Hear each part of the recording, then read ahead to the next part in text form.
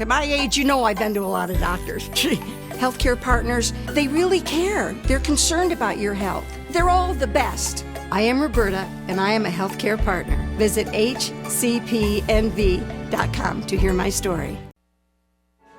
Today's news is brought to you in part by Dr. George Leeks, Pahrumps optometrist since 1990, offering full-spectrum eye care for children and adults. Call today, 727-8300. The Pahrump Relay has made over $30,000 so far for this year's Relay for Life, which was held Friday and Saturday in Petrick Park. This year's relay looks like it started out really awesome. I mean, we had people showing up. We weren't even supposed to start till 6, and the track was packed by 4 o'clock. I mean, it's just awesome. How many entrants did you think that you had, or teams that you had this year? We thought we had 26 teams. When I last looked, we were at 480 some people, but the registration booth ran out of registration forms with the people that registered here. Over 100 survivors were registered this year, and that's a really good thing because we were here to celebrate the survivors.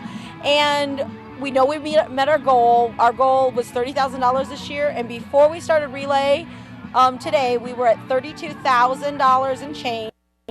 And it's been reported that we've already turned in at $1,500 tonight. Some of the entertainment tonight, we've had our Mr. and Mrs. Relay contestants, the winners. They performed for us tonight. We also had the Dragon Cloud Dojo.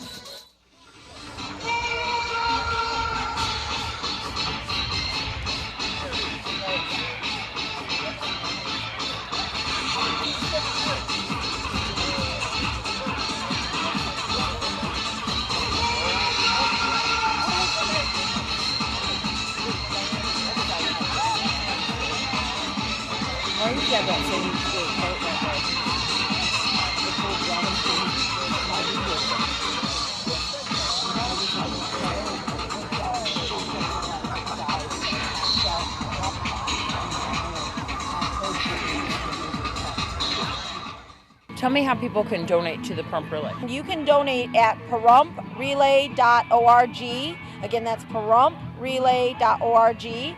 And there's just hit the donate button. And for more information on next year's relay? You can call me, as always, 616-902-0629. It looks like I'm going to be the event chair next year, too. I jumped over him for cancer research.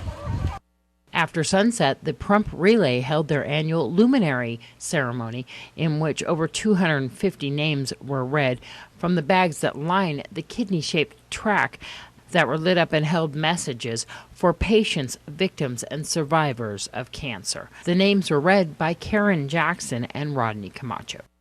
Breast cancer survivor. In honor of Mary Scott, melanoma, squamous cell cancer survivor. In honor of Miriam Schaefer, breast cancer survivor. In honor of Martha Algren, kidney cancer survivor. In memory of Trish Dowell, bravely fought stage 4 colon cancer for 10 months. In memory of Scott Troyer, bravely fought stomach cancer.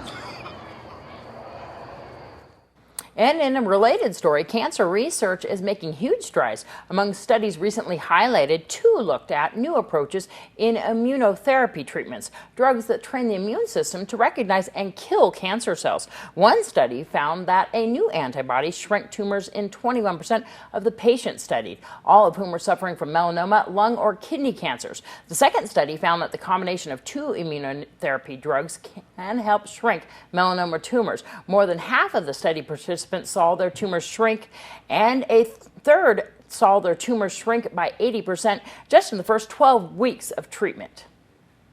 A meteoroid struck the surface of the moon recently, causing an explosion that was visible on Earth without the aid of a telescope. The explosion is one of the brightest they have seen.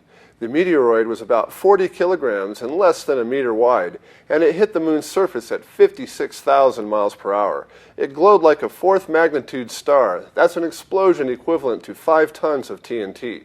If you're wondering how there can be an explosion on the moon without oxygen, NASA says the flash of light comes not from any type of combustion as we typically think of explosions, but rather by the glowing molten rock at the impact site.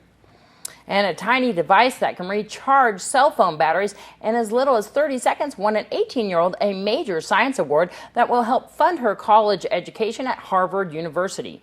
The invention, which is a small black rectangular device, is a type of supercapacitor just over an inch long. The technology may also be able to speed up charging of automobile batteries. And here's Angela Miles with today's first business brief. This is the first business brief for Monday, May 20th. I'm Angela Miles. United's Dreamliner takes off today with a flight from Houston to Chicago. It's the first since the 787s were grounded in January because of overheating batteries. A recent checkup shows Foxconn factories are making progress. Foxconn builds tech gadgets for Apple and is the target of scrutiny following reports of harsh labor practices. The Fair Labor Association reports Foxconn is making progress in improving working conditions at a select group of factories. Work hours have been reduced to 60 hours per week. The goal of 49 hours, however, has not been reached.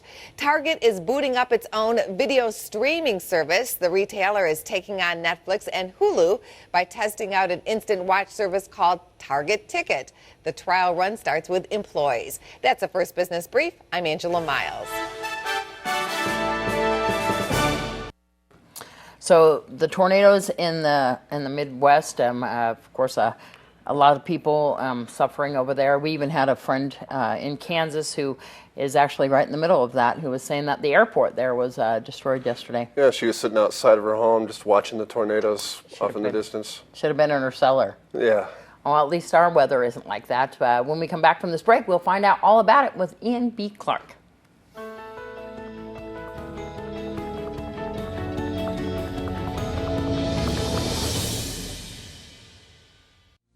Join us at the Pahrump Nugget Hotel and Casino with the #1 gaming experience and entertainment. The Pahrump Nugget has the #1 dining experience at Stockman Steakhouse, Golden Harvest Cafe, and the Gold Miners Buffet. Come get your game on at the Pahrump Nugget Hotel and Casino.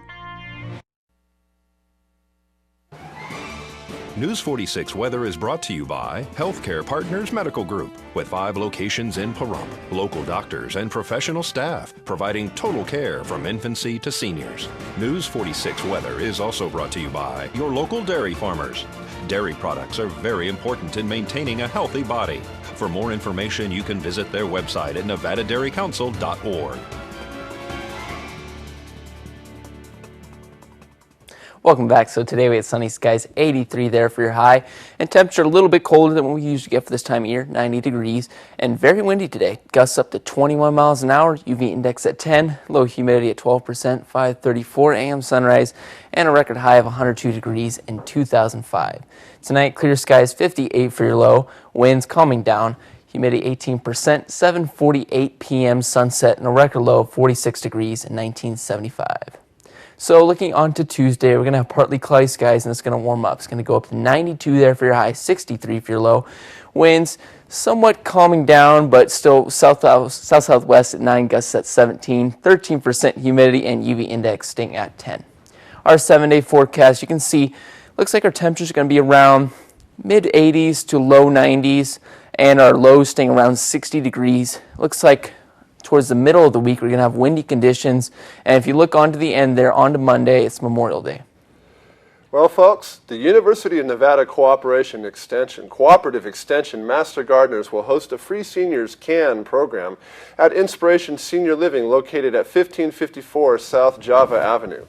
This free 7-week series includes hydration, food choices for healthy living, you are what you eat, food as a preventative medicine, food safety, accidental falls, consumer fraud, and hydration. For more information on Seniors CAN, call 253-8916. And that's going to do it for this edition of News 46. I'm Deanna O'Donnell. And I'm Jason Koblenz. Good night. Good night.